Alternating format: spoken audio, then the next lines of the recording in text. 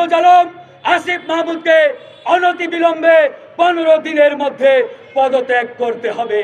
কর্পোরেশনের ওয়ার্ডে প্রশাসক নিয়োগ দেওয়ার জন্য ওয়ার্ড কমিশনারের পদে ভাইবা নিয়েছে কারা?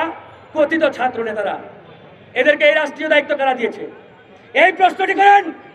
কিছুদিন আগে ওয়াসাতে প্রায় 150 শতাধিক নিয়োগে এই সরকারের কথিত একমাত্র দাবিদার স্টেক হোল্ডার তারা নিয়োগ দিয়েছেন, সুপারিশ করেছেন। এরকম প্রত্যেকটা জায়গায় বন্ধুগণ, আজকে প্রত্যেকটা সরকারি দপ্তর, অফিস, আদালত, অনেক জায়গায় কথিত ছাত্র প্রতিনিধি হিসাবে এরা নিজেদের লোক ঢুকিয়েছেন, এদের লোকদেরকে চেয়ারে বসিয়েছেন। আর যখন এই নানান নিউজ বের হয় তখনই এরা ধোয়া তুলসী পাতা সাজার চেষ্টা করে।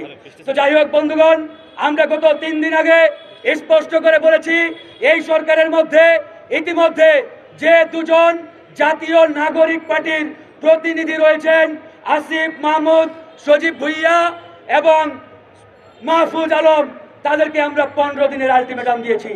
এরা আর কোনো ছাত্র প্রতিনিধি নয়, এরা জাতীয় নাগরিক পার্টির প্রতিনিধি। এই সরকার যেহেতু কোনো রাজনৈতিক সরকার নয়, সুতরাং এই সরকারে কোনো রাজনৈতিক দলের ম্যান্ডেট নিয়ে কোনো প্রতিনিধি থাকতে পারে না।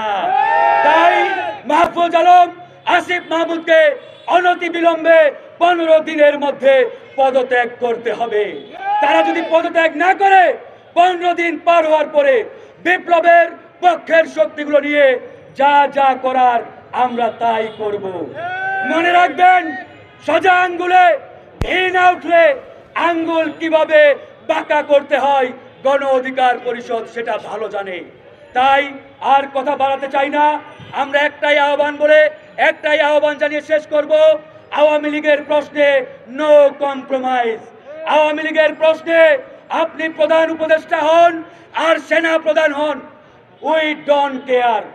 কথা একটাই, দাবি একটাই, আওয়ামী লীগ নিষিদ্ধ করুন, আওয়ামী লীগ নিষিদ্ধ করুন, আওয়ামী লীগ নিষিদ্ধ করুন। আল্লাহ হাফিজ।